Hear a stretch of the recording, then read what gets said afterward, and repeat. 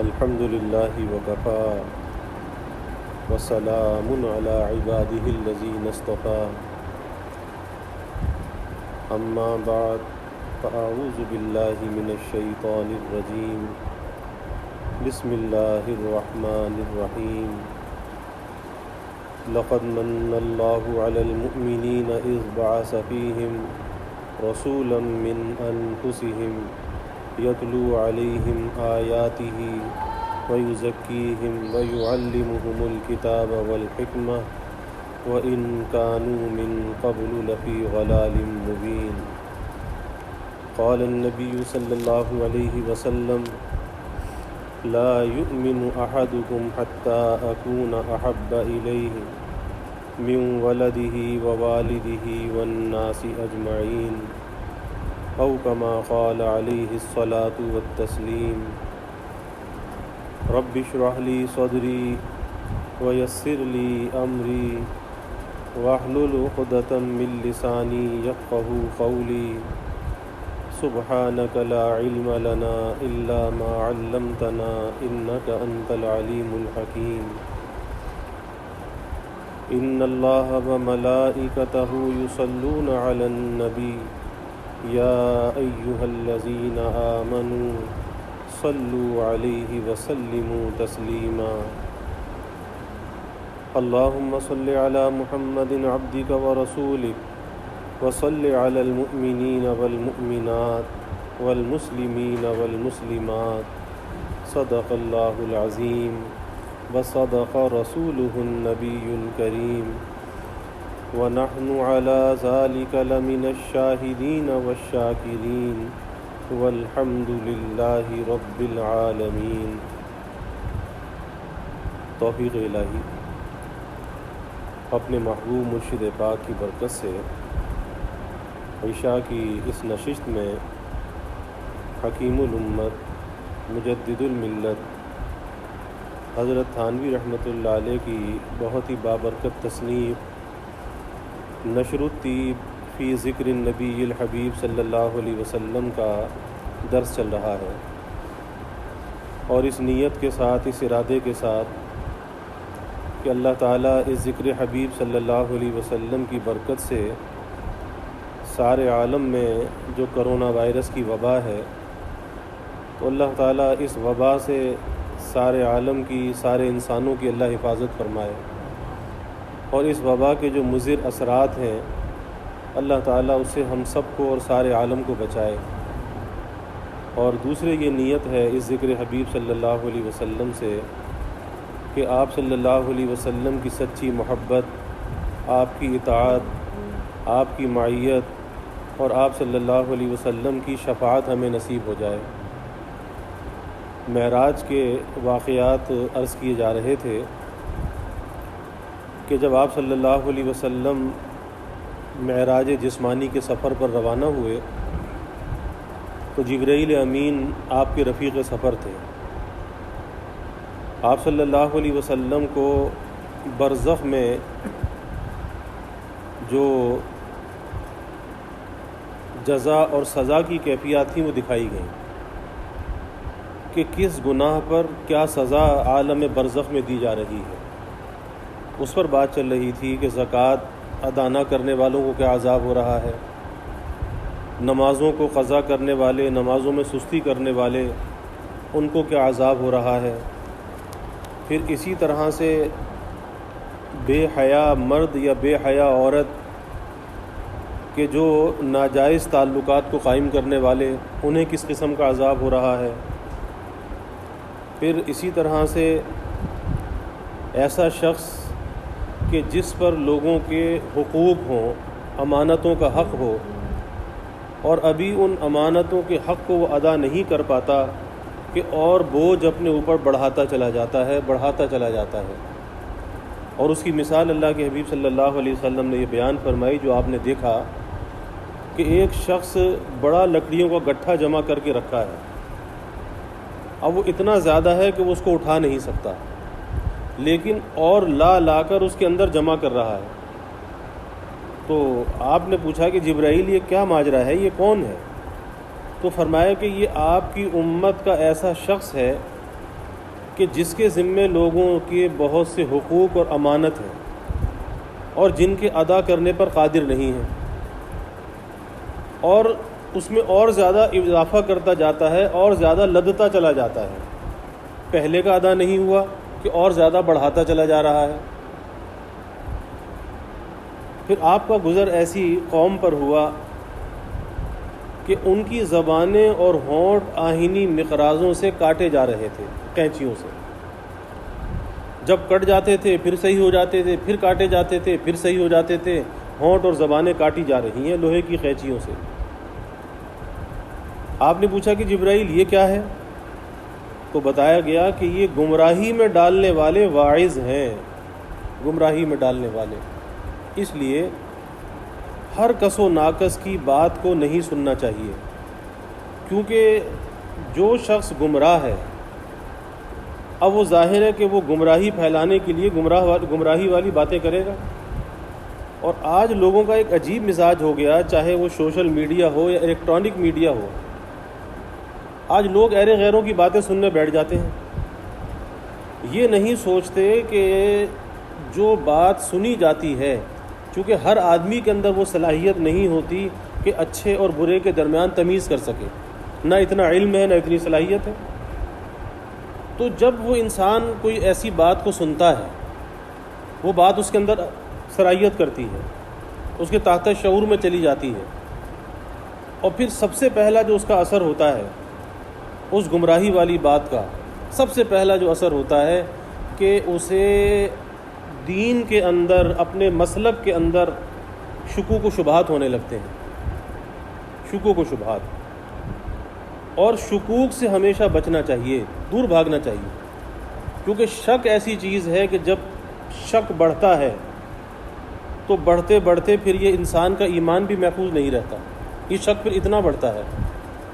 اور آج ایسی تحریکیں موجود ہیں، چاہے وہ قادیانیت کی شکل کے اندر ہو جو لبادہ اسلام کا اڑے ہوئے ہیں، چاہے وہ شیعت کی شکل میں ہو جو لبادہ اسلام کا اڑے ہوئے ہیں، اپنے آپ کو مسلمان کہلانے والے، یا کسی اور شکل کے اندر ہو، لیکن ایسی گمراہ کن تحریکیں اور فرقے موجود ہیں کہ جو لوگوں کے عقائد کے اندر اس قسم کے شکوک و شبہات کو پیدا کرتے ہیں۔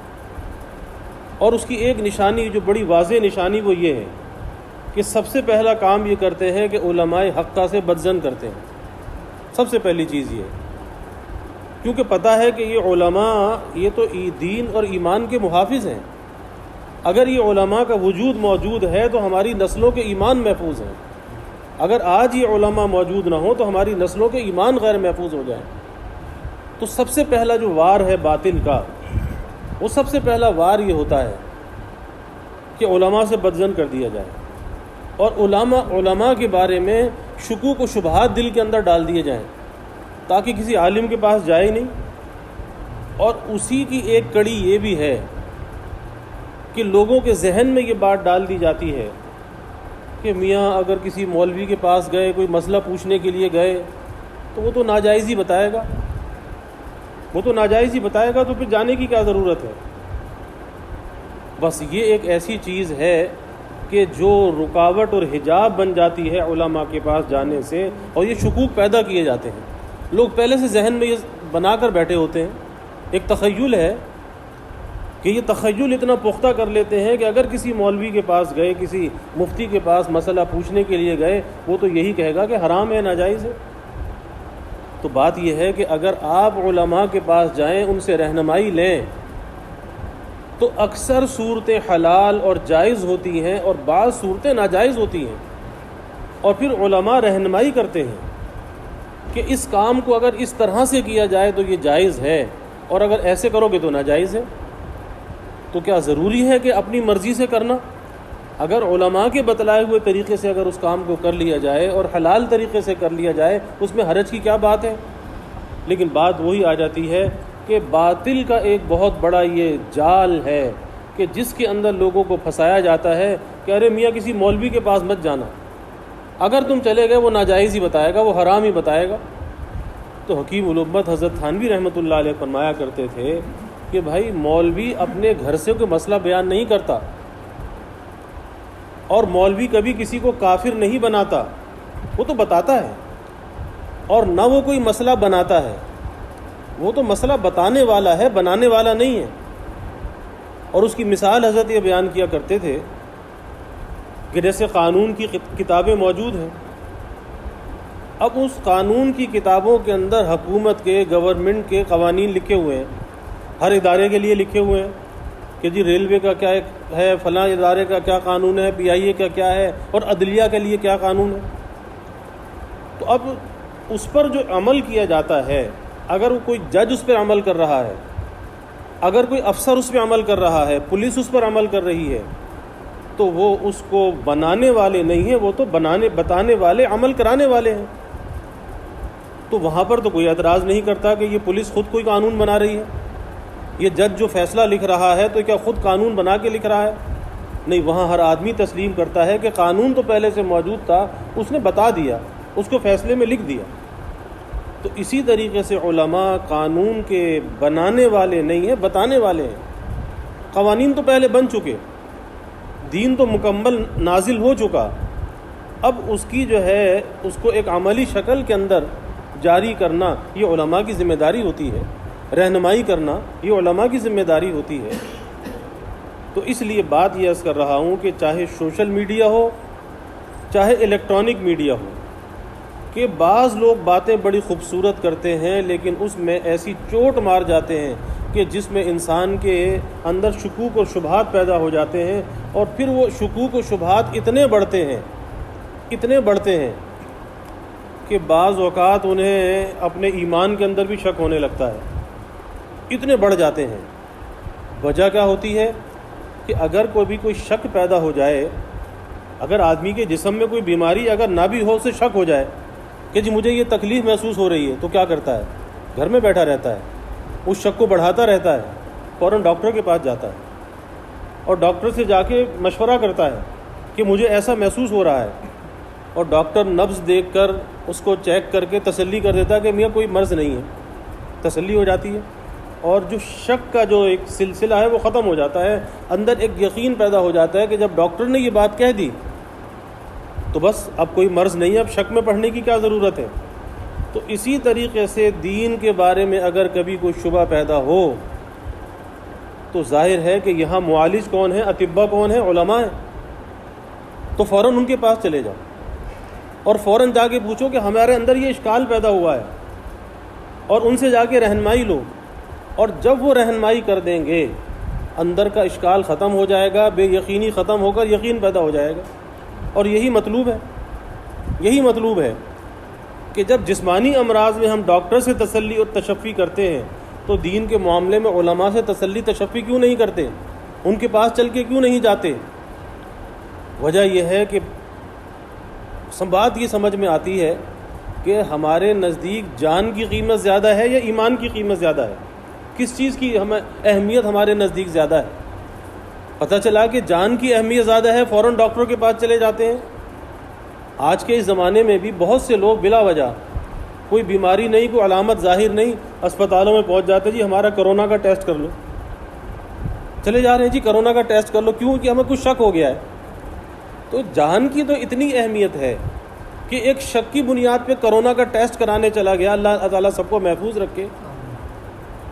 اور اگر دین میں کوئی شبہ پیدا ہو جائے تو وہ تو اس کرونا سے زیادہ خطرناک چیز ہے، تو اس کے شک کو دور کرنے کے لیے علماء کے پاس نہ جائے۔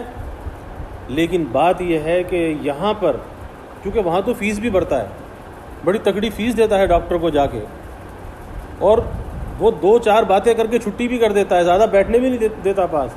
لیکن علماء تو بیچارے کتنے شفیق ہوتے ہیں، کوئی فیس نہیں لیتے اور بڑی تسلی و تشفی کرتے ہیں، شفقت کا برتاؤ کرتے ہیں۔ لیکن اس کے باوجود اگر آدمی نہیں جاتا اور کوئی اپائنٹمنٹ بھی لینا نہیں پڑتا پہلے سے، ہر وقت خدمت کے لیے حاضر ہیں اور محلے بستی کے اندر موجود ہیں۔ لیکن یہاں پہ کیا چیز ہے؟ یہاں پر آدمی کے اندر ایک استکبار ہوتا ہے، ایک عار ہوتی ہے کہ یہ بوریاں نشین، یہ زمینوں پہ بیٹھنے والے، چٹائیوں پہ بیٹھنے والے، تو ہم ان کے پاس کیسے چلے جائیں؟ اور لوگ کیا سمجھیں گے کہ اسے کچھ آتا ہی نہیں ہے۔ تو ظاہر ہے کہ ہر آدمی کو سب کچھ نہیں آتا، اور سب کچھ جاننے کا ہر آدمی دعویٰ نہیں کر سکتا، کیسے کر سکتا ہے؟ تو اس لیے جہاں نہیں آتا دنیا کے معاملے میں وہاں جا کے تو پوچھ لیتا ہے، ڈاکٹر کے پاس بھی چلا جاتا ہے، وکیل کے پاس بھی چلا جاتا ہے، کسی انجینئر کے پاس بھی چلا جاتا ہے۔ تو وہاں یہ دعویٰ کیوں نہیں پیدا ہوتا کہ لوگ کیا کہیں گے کہ یہ ڈاکٹر کے پاس جا رہا ہے، یہ وکیل کے پاس جا رہا ہے؟ وہاں یہ دعویٰ کیوں نہیں پیدا ہوتا؟ یہ شیطان کی ایک چال ہوتی ہے کہ وہ اسے محروم کرنا چاہتا ہے۔ شیطان کی تو کوشش یہ ہوتی ہے کسی طرح سے اس کا ایمان نہ بچے، یہ اپنے ایمان کو قبر تک لے کے نہ جائے۔ تو شیطان یہ وسوسہ ڈالتا ہے کہ ارے لوگ کیا کہیں گے، اور جن کے پاس تو جا رہا ہے وہ کیا کہیں گے، اتنا بڑا کاروباری آدمی ہے اور اسے اتنی سی بات نہیں پتہ۔ اب یہاں پر ضرورت ہے اس بات کی کہ اپنے اس استکبار کو پیروں تلے رون دے۔ صحابہ کو بھی تو تانے ملتے تھے، کیا تمہیں استنجا کرنا بھی نہیں آتا؟ تمہارے نبی تمہیں استنجا کرنا بھی سکھاتے ہیں؟ تو یہ تانے ملتے تھے۔ صحابہ کیا کہتے تھے کہ ہاں ہمیں تو استنجا کرنا بھی نہیں آتا تھا، پاکیت اور طہارت کے مسائل بھی معلوم نہیں تھے، تو ہمارے نبی نے ہمیں سکھایا کہ استنجا کیسے کیا جاتا ہے، طہارت اور پاکی کیسے لی جاتی ہے۔ تو یہی یہاں پر نفس کا علاج ہے، شیطان کا علاج ہے کہ اس عار کو توڑ کر ان بوریا نشینوں کے پاس جانا چاہیے، ان کے قدموں میں بیٹھنا چاہیے، ان سے رہنمائی لینی چاہیے، تاکہ کبھی انسان دین کے معاملے کے اندر بے یقینی کا شکار نہ ہو۔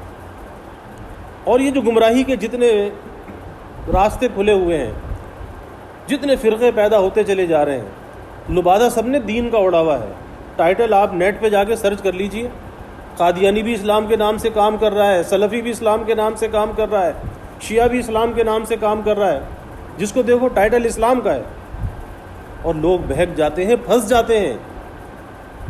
کیوں کہتے ہیں اچھا جی ہمارا یہ فارم بھر کے ہمارے ساتھ ذرا جڑ جائیے تاکہ ہماری تازہ اپڈیٹ آپ کو ملتی رہے۔ کوئی کسی قادیانی کے جال میں پھنس جاتا ہے، کوئی سلفی کے جال میں پھنس جاتا ہے، اور وہاں سے وہ اپڈیٹ ملتی رہتی ہے، اور یہ بھی خود اپڈیٹ ہوتا رہتا ہے، اور پھر ایسا اپڈیٹ ہوتا ہے کہ پھر اس کے دین پر جو ہے وہ ہاتھ صاف ہو جاتا ہے، اس کے ایمان پر ہاتھ صاف ہو جاتا ہے، پھر یہ ایسا اپڈیٹ ہوتا ہے۔ تو بھائی ایسا اپڈیٹ ہو کر ہم نے کیا کرنا؟ پھر تو ہم بیک ڈیٹ سے ہی ہیں، اپڈیٹ ہو کے کیا کرنا؟ اس لیے یہ جو بوریا نشی ہیں یہ ہمارے علماء، ان کی بڑی قدر کرنی چاہیے۔ تو بات یہ آئی تھی کہ اللہ کے حبیب صلی اللہ علیہ وسلم نے فرمایا کہ آپ نے کا گزر ایک قوم پر ہوا کہ جن کی زبانیں اور ان کے ہونٹ آہنی قینچیوں سے کاٹے جا رہے تھے، کٹتے ہیں پھر صحیح ہو جاتے ہیں، کٹتے ہیں پھر صحیح ہو جاتے ہیں۔ تو آپ صلی اللہ علیہ وسلم نے پوچھا کہ یہ کون لوگ ہیں؟ تو بتایا گیا کہ یہ گمراہی میں ڈالنے والے واعظ ہیں، جو واعظ کرتے ہیں۔ یہ وہ لوگ ہیں کہ لوگوں کو گمراہ کرتے تھے، لوگوں کے ایمان کو ضائع کرتے تھے۔ اور اللہ کے حبیب صلی اللہ علیہ وسلم نے فرمایا تھا کہ میری امت میں 73 فرقے ہوں گے، 73 فرقے، لیکن فرمایا کہ ایک فرقہ جنت میں جائے گا، 72 جہنم میں جائیں گے۔ تو صحابہ نے پوچھا کہ یا رسول اللہ صلی اللہ علیہ وسلم، وہ ایک فرقہ جو ناجی ہوگا، نجات پانے والا، وہ کون سا ہوگا؟ فرمایا کہ جو میرے طریقے پر اور میرے صحابہ کے طریقے پر ہوگا وہ نجات پانے والا ہوگا، اور باقی سب جہنم میں جانے والے ہوں گے۔ تو یہ دیکھ لے کہ جس کو میں فالو کر رہا ہوں، کیونکہ آج جو ہے سوشل میڈیا، آج ایک اندھی تقلید اس پر ہو رہی ہے، اندھی تقلید ہے، اور جس کو دیکھو سوشل میڈیا کی وجہ سے عالم فاضل بنا ہوا ہے، اور ہر آدمی اپنی تقریریں جھاڑ رہا ہے۔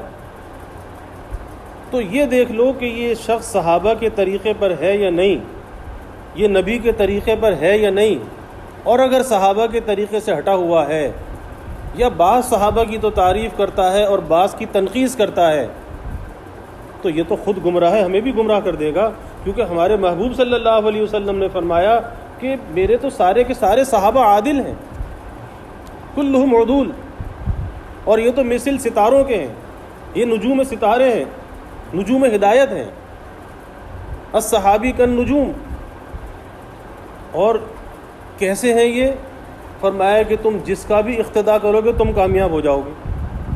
اور اقتداء کا مطلب یہ نہیں ہے کہ اگر ہم ایک صحابی کا اقتداء کرتے ہیں تو ہم اسے تو اچھا کہیں اور دوسروں کو برا کہیں، یہ اقتداء نہیں ہے، یہ سب کی تنقیص کرنا ہے، یا کسی پھر ایک کو بھی ماننا نہیں ہے، یہ سب کی تنقیص کرنا ہے، کیونکہ جب نبی یہ بات کہہ رہا ہے کہ یہ سارے کے سارے نجوم ہدایت ہیں، تم جس کا بھی دامن پکڑ لو گے تم کامیاب ہو جاؤ گے، تو ہمیں تو یہی چاہیے کہ بھئی ہمارا بیڑا پار ہو جائے، اور تنقیص کا تو کسی کو حق نہیں، کیونکہ مشاجرات صحابہ میں کلام کرنے سے منع کر دیا گیا، اور آج سوشل میڈیا پر یہ بلا عام ہے، یہ بلا عام ہے کہ کس طریقے سے کیا کیا گمراہ کن باتوں کو پھیلایا جاتا ہے۔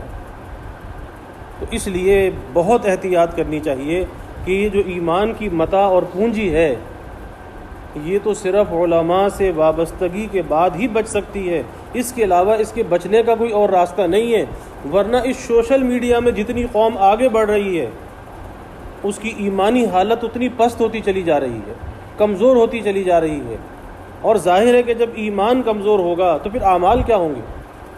کچھ بھی نہیں ہوں گے۔ اگر وہ نماز پڑھے گا بھی تو بے یقینی کے ساتھ پڑھے گا، پتہ نہیں صحیح بھی پڑھ رہا ہوں یا نہیں پڑھ رہا، تو اس بے یقینی سے اپنے آپ کو نکالنا چاہیے، اور یقین پیدا ہوتا ہے اہل یقین کی صحبت میں۔ صحبت کا اثر ہوتا ہے، بری صحبت کا بھی اثر ہوتا ہے اور نیک صحبت کا بھی اثر ہوتا ہے، اور کوئی یہ نہ سمجھے کہ یہ جو سوشل میڈیا ہے تو یہ کوئی وقت گزارنے کا ذریعہ ہے کہ ایک تفریح تباہ کے لیے ہم اپنے وقت کو گزار رہے ہیں، نہیں، یہ بھی ایک بری صحبت کا ذریعہ ہے۔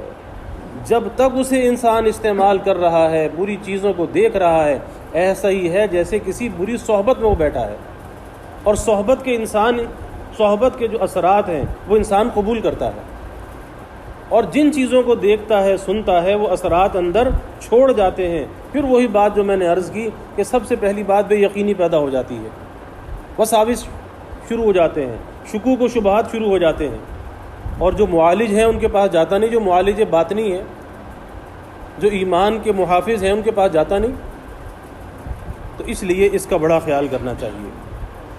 پھر اگلی بات آپ صلی اللہ علیہ وسلم نے فرمائی کہ آپ کا گزر ایک چھوٹے پتھر پر ہوا، چھوٹا سا پتھر ہے، لیکن پتھر کیسا ہے کہ جس میں سے ایک بڑا بیل پیدا ہوتا ہے۔ پتھر تو چھوٹا سا ہے لیکن چھوٹے سے پتھر سے ایک بڑا بیل پیدا ہوتا ہے، پھر وہ بیل اس پتھر کے اندر جانا چاہتا ہے لیکن جا نہیں سکتا، کہ بیل چھوٹے سے پتھر سے باہر تو نکل آیا، اب اس پتھر کے اندر واپس جانا چاہتا ہے لیکن وہ جا نہیں سکتا، جا نہیں پاتا، کیسے جائے؟ آپ صلی اللہ علیہ وسلم نے پوچھا کہ جبرائیل یہ کیا ہے، یہ کیا ماجرا ہے؟ تو جبرائیل امین نے عرض کیا کہ یا رسول اللہ صلی اللہ علیہ وسلم، یہ اس شخص کا حال ہے جو ایک بڑی بات منہ سے نکالے، بڑی بات منہ سے نکالے، پھر نادم ہو کہ میں نے کیا غلط بات کہہ دی، کیا بڑی بات کہہ دی، خلاف واقعہ کوئی بات بیان کر دی، اب اس پر نادم ہو رہا ہے، مگر اس بات کو واپس کرنے پر قادر نہیں ہے، اس بات کو واپس کرنے پر قادر نہیں ہے۔ جیسے وہ بیل چھوٹے سے پتھر سے نکلا تو تھا لیکن اب دوبارہ پتھر میں جانے پر قادر نہیں ہے، اسی طریقے سے انسان کے منہ سے جو بات نکل جاتی ہے اب وہ منہ کی نکلی ہوئی بات پرائی ہو جاتی ہے، اب وہ واپس اندر نہیں لوٹ سکتی۔ اسی لیے کہتے ہیں کہ سوچ سمجھ کر بولنا چاہیے، ہر بات کو زبان سے نہیں نکالنا چاہیے۔ ایسا نہ ہو کہ کوئی بات زبان سے نکالے اور بعد میں وہ بات پچھتاوے کا ذریعہ بن جائے اور پھر وہ بات واپس بھی نہ لے سکے، کیونکہ جب تیر کمان سے نکل جاتا ہے اور گولی بندوق سے نکل جاتی ہے تو نہ وہ گولی نکلی ہوئی واپس آتی ہے اور نہ وہ تیر کمان سے نکلا ہوا واپس آتا ہے، نکل گیا۔ اب وہ چاہے کہیں بھی جا کے لگے، کسی دوست کے لگے، کسی دشمن کے لگے، لیکن تیر نے اپنا کام کرنا ہے، اس بلٹ نے اپنا کام کرنا ہے، نکل گیا۔ تو اسی طریقے سے جب جیسے نکلا ہوا تیر واپس نہیں آتا تو زبان سے نکلی ہوئی بات بھی کبھی واپس نہیں آتی۔ اور یہ تو ایک بڑی جہالت کی بات ہے کہ بہت سے لوگ بڑی بڑی باتیں کر لیتے ہیں، بڑی بڑی غلط باتیں کر لیتے ہیں، اور اگر کبھی اس باتوں پر باز پرس کی جاتی ہے، جیسے سیاسی لیڈر ہوتے ہیں اسمبلی میں کھڑے ہو کے گالیاں بھی دے لیتے ہیں، اور جب اس پہ احتجاج اور پکڑ ہوتی ہے، گرفت ہوتی ہے، تو کھڑے ہو کر یہ بھی کہہ دیتے تھے میں اپنے الفاظ واپس لیتا ہوں. تو یہ بہت خوب رہی. اس کی مثال تو ایسی ہے کہ اگر کوئی شخص ایک ڈنڈا زور سے کسی کے مار دے، کیونکہ جیسے کسی ڈنڈے کی ضرب ہے ایسے انسان کی بات کی بھی ضرب ہے.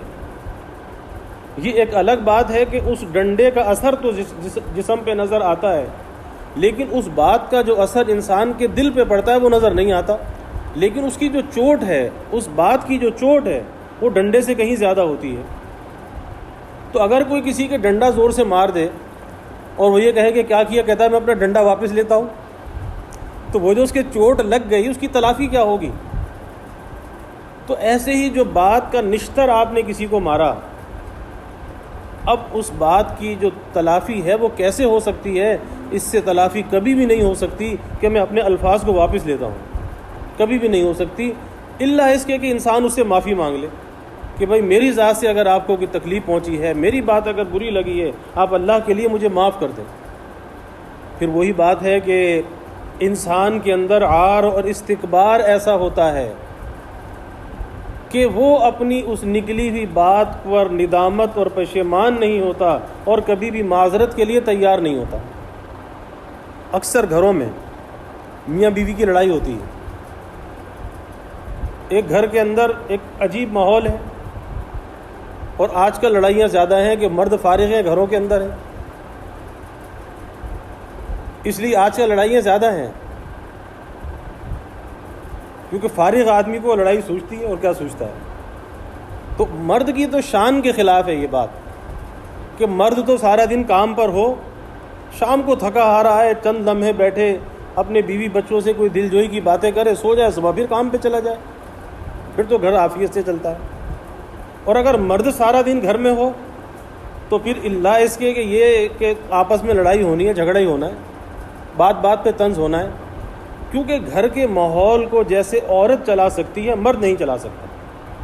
مرد نہیں چلا سکتا. اس کا بڑا ظرف ہوتا ہے، بڑی برداشت ہوتی ہے کہ 4 بچے 4 مزاج کے ہیں، کوئی کچھ کہہ رہا ہے، کوئی کچھ کہہ رہا ہے، اس کی بات بھی پوری کر رہی ہے، اس کی بات بھی پوری کر رہی ہے، کسی کو کچھ پکا کے دیتی ہے، کسی کو کچھ پکا کے دیتی ہے، کسی کو نہلا رہی ہے تو کسی کو کھلا رہی ہے، ایک ٹائم میں کتنے کام وہ انجام دے رہی ہے.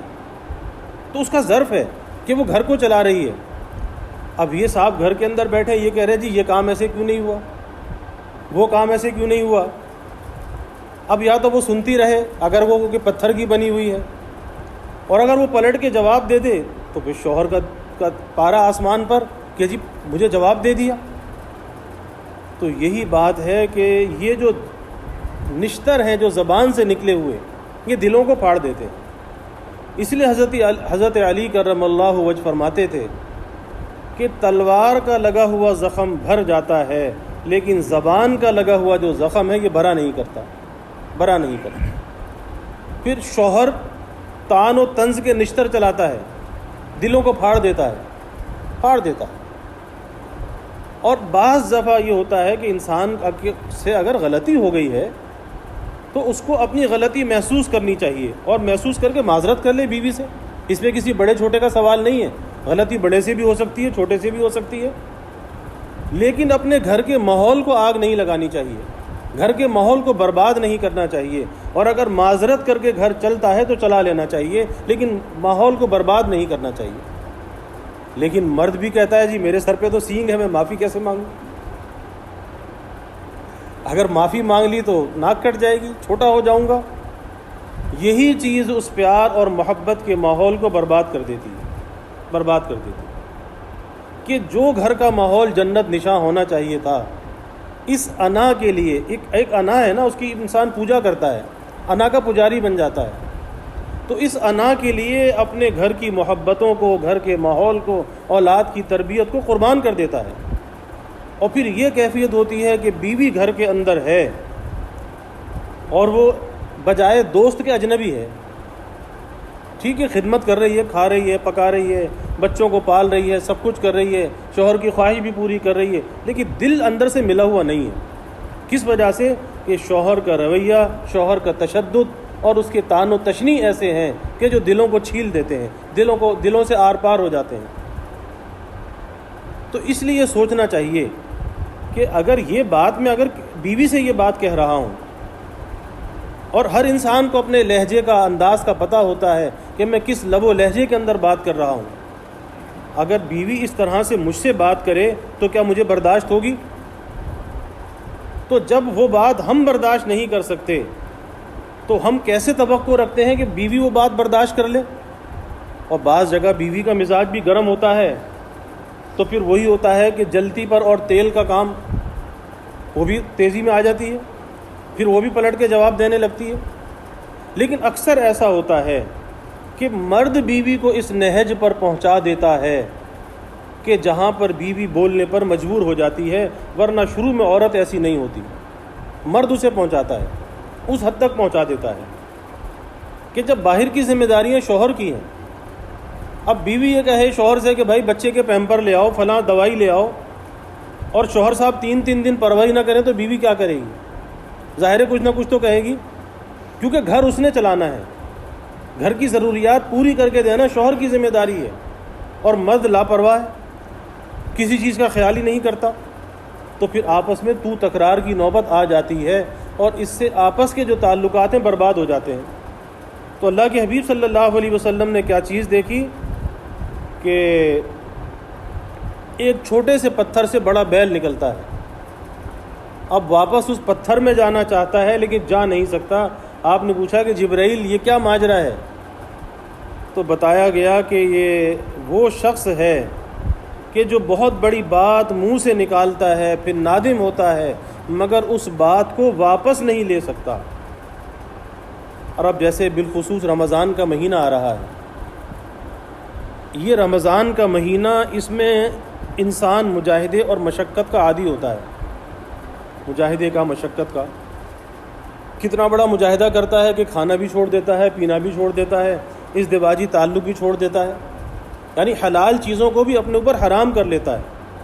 اتنے بڑے مجاہدے کا یہ عادی ہو جاتا ہے۔ تو جب اتنا بڑا یہ مجاہدہ کر سکتا ہے تو کم از کم اس زبان پر بھی مجاہدہ کرنا چاہیے کہ اس زبان کو خاموش کر لے۔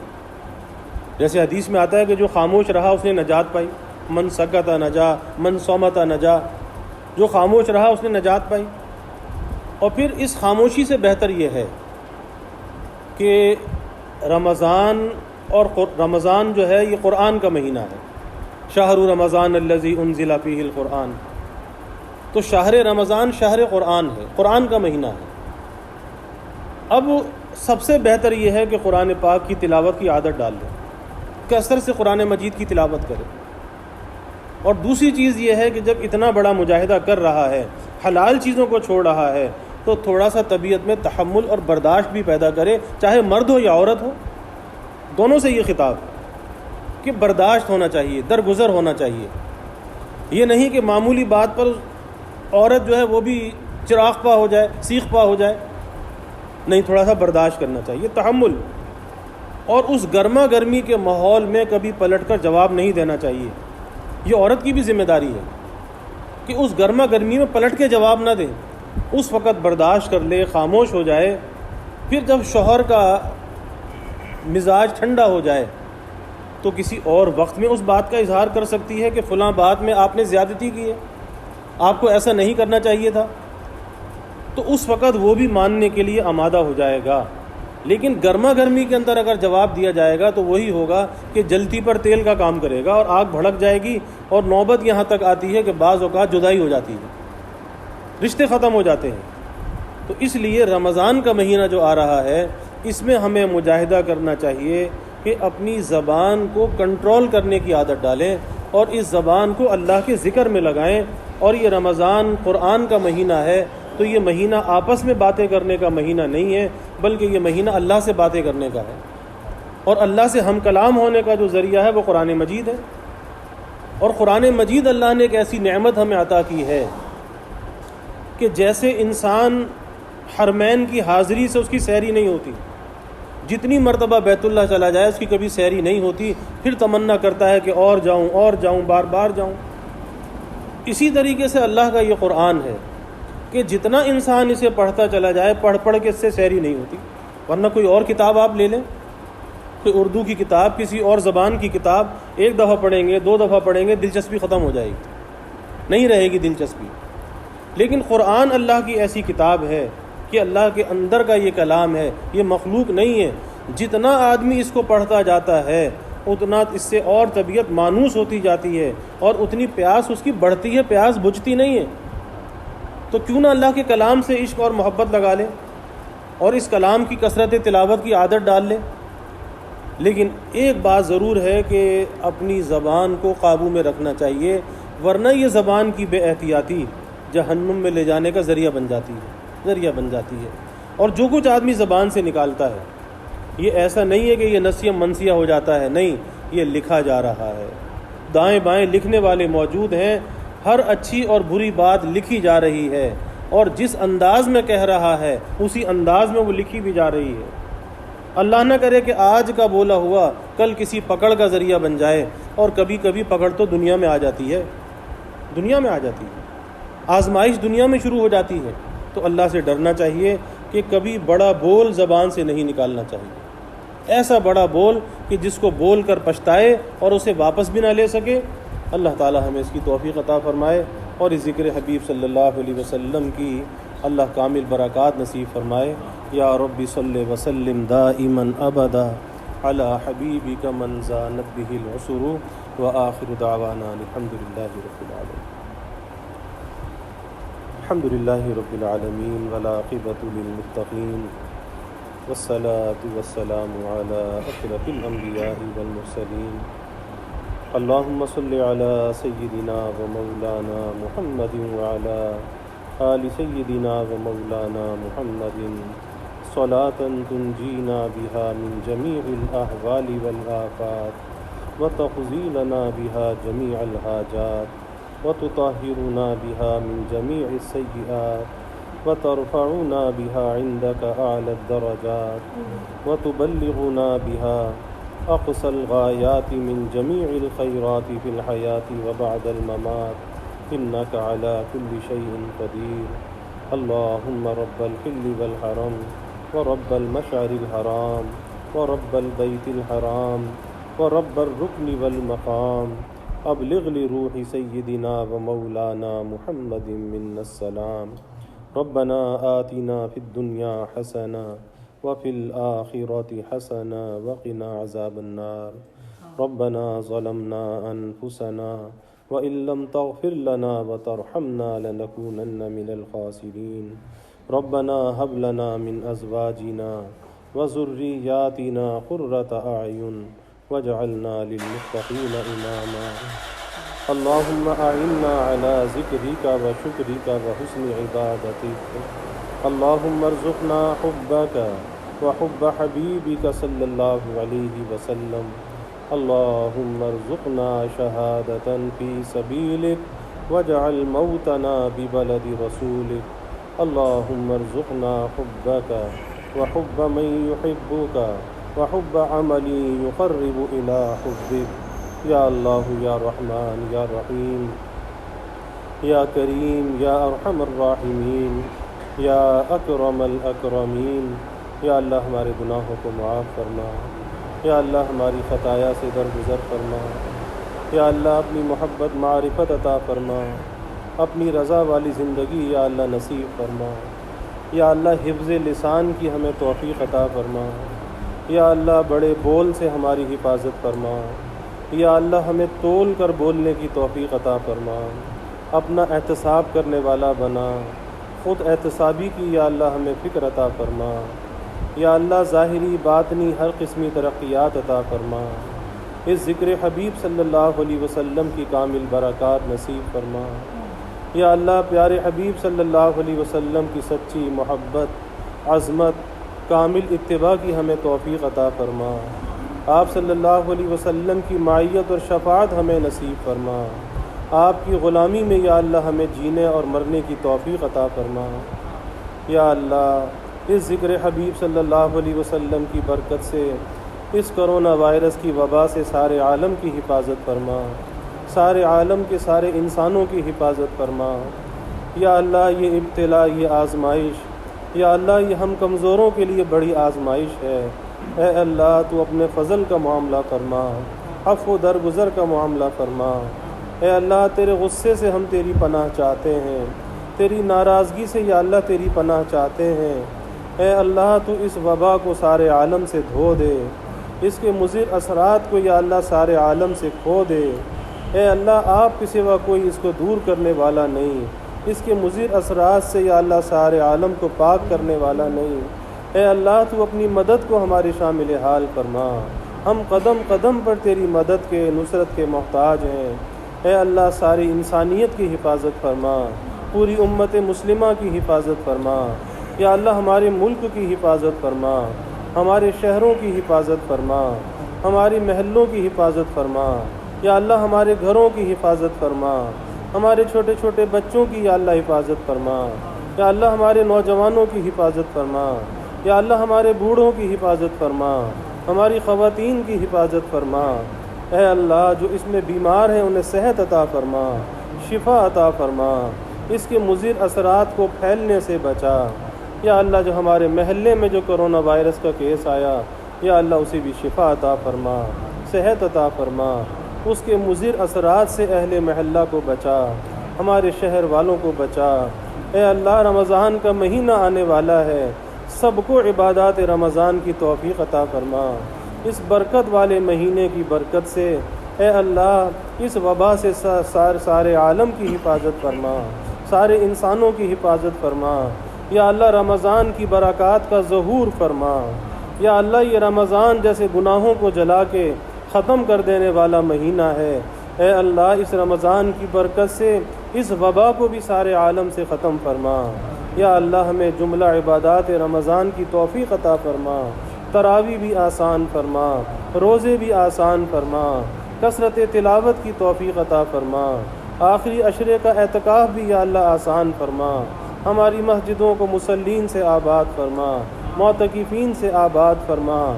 یا اللہ حرمین کو معتمرین سے آباد فرما، حجاج کرام سے آباد فرما، سارے عالم کی رونقوں کو بحال فرما، ہماری مسجدوں کی رونقوں کو بحال فرما۔ یا اللہ حرمین کی رونقوں کو بحال فرما۔ یا اللہ ہمیں اپنی اصلاح کا فکر عطا فرما۔ یا اللہ گمراہ کن جو بھی فرقے ہیں ان سے ہماری حفاظت فرما، ہماری نوجوان نسل کی حفاظت فرما، بچے بچیوں کی حفاظت فرما۔ ہمیں اپنے علماء کی قدردانی عطا فرما، علماء سے وابستگی نصیب فرما۔ اے اللہ اس سوشل میڈیا کے فتنے سے بچا، الیکٹرانک میڈیا کے فتنے سے بچا، ایمانوں کی حفاظت فرما، اخلاق اور کردار کی حفاظت فرما، حیا اور عفت کی حفاظت فرما، سب کو پاک دامن بنا۔ یا اللہ ہمیں دین دنیا آخرت کی ہر بھلائی عطا فرما۔ یا اللہ امانت اور دیانت والا ہمیں بنا، خیانت سے ہماری حفاظت فرما۔ جو نعمتیں بھی آپ نے عطا فرمائیں اے اللہ ان امانتوں کی حفاظت کرنے والا بنا، ان نعمتوں پر شکر کرنے والا بنا، نعمتوں میں خیانت سے یا اللہ ہماری حفاظت فرما۔ یا اللہ اپنی نعمتوں کا، راحتوں کا، برکتوں کا نزول فرما، زحمتوں کو یا اللہ دور فرما۔ یا اللہ جو ہمارے ڈاکٹر، جو پیرامیڈیکل اسٹاف، یا اللہ جو اس محاذ پر فرنٹ لائن پر کام کر رہے ہیں، اے اللہ تو ان کی بھی حفاظت فرما۔ اور یا اللہ جو اس مرض سے متاثر ہوئے انہیں صحت عطا فرما۔ یا اللہ جو بھی انتظامیہ اس کے لیے کوششیں کر رہی ہے تو سب کی حفاظت فرما۔ اے اللہ تو سب کی حفاظت فرما اور ان کوششوں کو یا اللہ کامیاب فرما۔ یا اللہ اپنی رحمتوں کا نزول فرما، برکتوں کا نزول فرما، راحتوں کا نزول فرما، ہر قسمی زحمتوں کو دور فرما۔ یا اللہ ہمیں عافیت دارین عطا فرما، عافیت دائمہ عطا فرما۔ ربنا تقبل منا انك انت السميع العليم وتب علينا انك انت التواب الرحيم وجزى الله عنا محمدا صلى الله عليه وسلم ما هو اهله وصلى الله تعالى وسلم على النبي الكريم آمين برحمتك يا ارحم الراحمين۔